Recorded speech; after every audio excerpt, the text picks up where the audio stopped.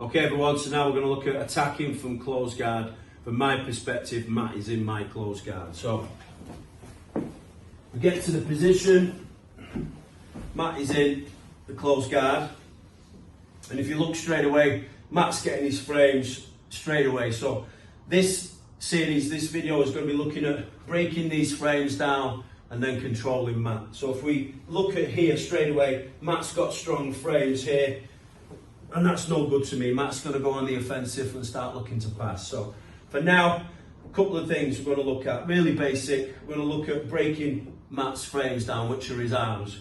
So the first one we're going to look at is if when I reach round his elbows and cup on the inside of his elbows with my fingers, I'm going to open him out, and then simultaneously we're going to use our nice strong legs and our core, and we're going to bring Matt into us at the same time. So we reach, we grab on the inside of the elbows, and then we pull Matt in like so. So we're using our core and our legs in coinciding with the hands on the inside of the elbows and opening him out and pulling him in, and that's breaking Matt's posture straight away. So as we break his posture, we can go either to the overhook position here, and I have the option with the gi to grab the lapel and reinforce, and that brings Matt's right into my guard here, and I'm going to stay nice and tight, hips nice and tight, legs nice and tight. I'm just going to pinch at the knees there, nice and tight and snug there, and it's very difficult for Matt to get his hands back on the inside and then restart framing from there. So that's the overhook position, and that's the lapel that we would get in that position here. So one more time on that same, but then we'll go for the underhook. So if we go again and pull, I like to go the underhook on the opposite side. We join our hands together there.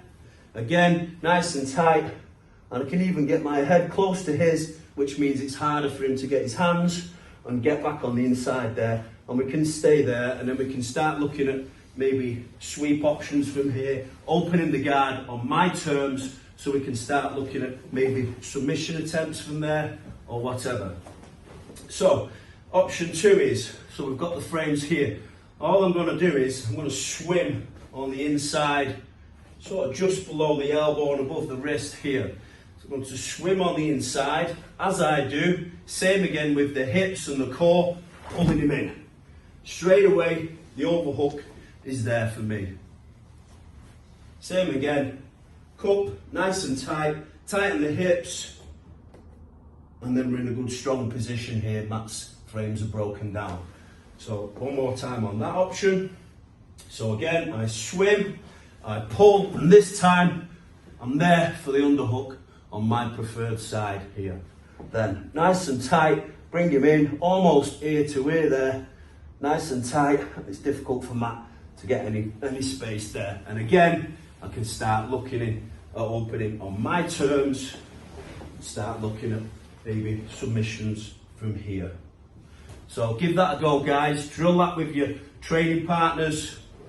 What I suggest you do is you start at very low intensity, maybe 20%, give and take. Build that intensity up throughout the round and just work on guard retention there.